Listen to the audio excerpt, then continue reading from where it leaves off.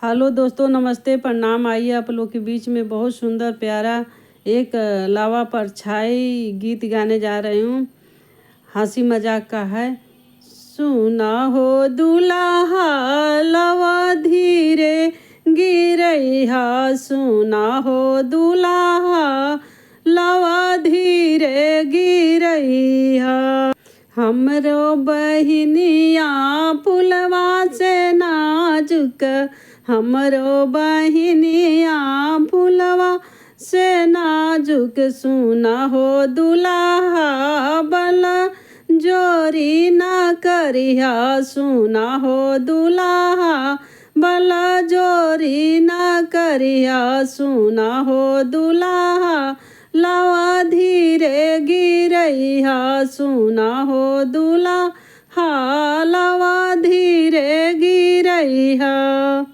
बहुते जतनवा से लौआ मंगवनी, बहुते जतनवा से लौआ मंगवनी। सुना हो दुल्हा लावा धीरे गिरैहा, सुना हो दुल्हा लावा धीरे गिरैहा। सुना हो दुल्हा लावा धीरे गिरैहा।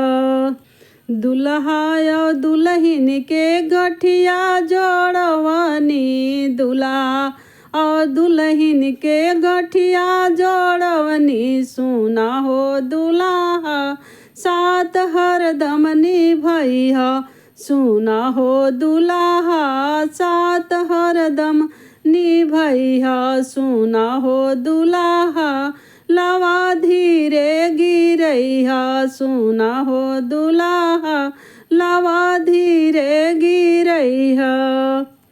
लावा परछाई दुल्हा नेग का देबा, लावा परछाई दुल्हा नेग का देबा। सुना हो दुल्हा अपन बहिन ले अइता, सुना हो दुल्हा अपन बहिन ले अइता। सुना हो दुल्हा लावा धीरे गिरैहा, सुना हो दुल्हा लावा धीरे गिरैहा।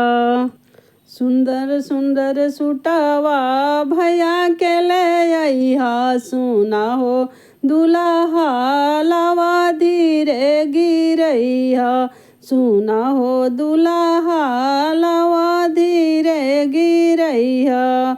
सुंदर सुंदर सुटवा भैया के ले अइहा, सुना हो दुल्हा लावा धीरे गिरैहा। सुना हो दुल्हा लावा धीरे गिरैहा।